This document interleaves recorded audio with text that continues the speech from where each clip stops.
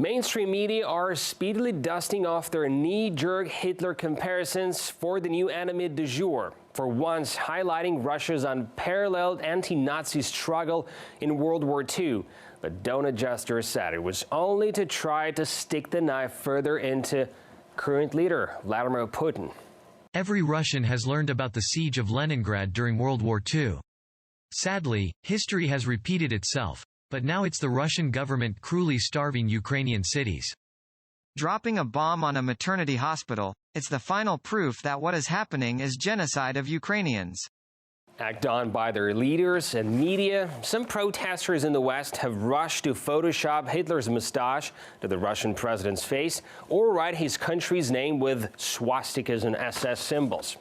The U.S. State Department's mouthpiece, Voice of America, never one to overanalyze or elicit tired anti-Russian jibes, simply dubs Vladimir Putin the new Hitler. It won't surprise experienced analysts, though, who will remember MSM's rush to make exactly the same comparison when Russia reunified with Crimea in 2015. But drawing parallels with the Second World War and playing with history like that is a two-way street, really. Here's, for example, another less than diplomatic history lesson from America's top diplomat. It's impossible to see the images of people seeking refuge in Kyiv's metro in 2022 and not think of those who sheltered in the London Underground in 1942. Okay then, how about the American Air Force dropping firebombs on Tokyo and killing more than 100,000 civilians in just 48 hours in 1945? Can we compare that incomparably more horrific assault to what's happening in Ukraine? Did it make Roosevelt the new Hitler, or does it make Putin the new Roosevelt? When a U.S. drone hit a car in Afghanistan in August, killing 10 family members, including 7 children, because the U.S. command apparently mistook them for terrorists, later admitting the wrongdoing, does it make Joe Biden the new Hitler?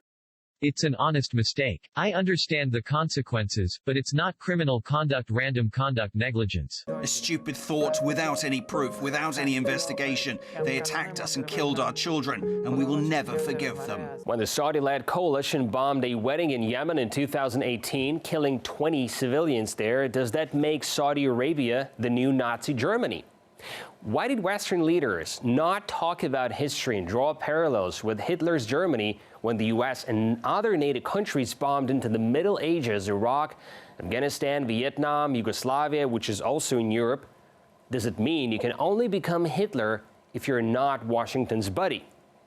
And if we stick to this logic, what can we say about Ukraine's leader himself, since his country has been shelling Donetsk and Lugansk breakaway republics for 8 years leading up to this war, with schools and hospitals being bombed, civilians, including children, killed?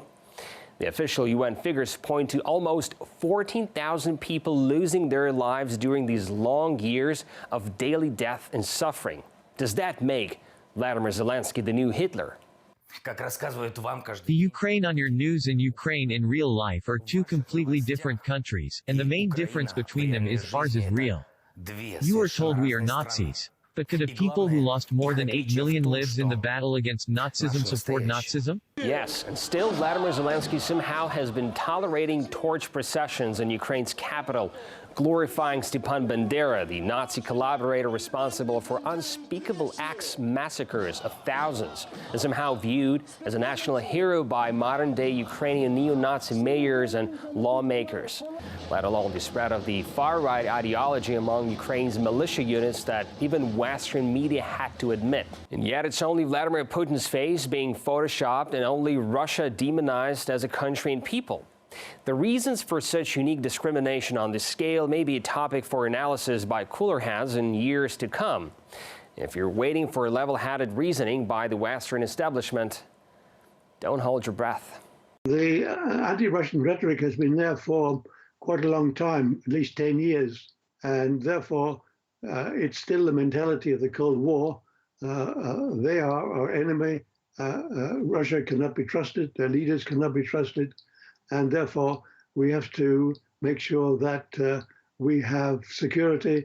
Our armies are strong enough to resist. Putin can't really be compared with Hitler, because Hitler's objective was to exterminate millions of people.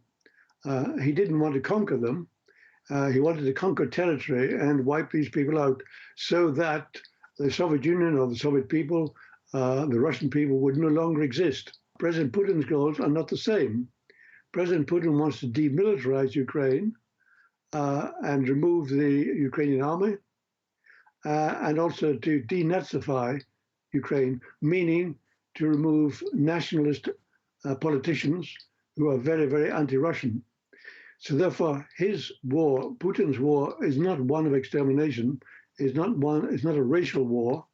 It's a normal war of one army against another, so as to achieve the military objectives of Russia.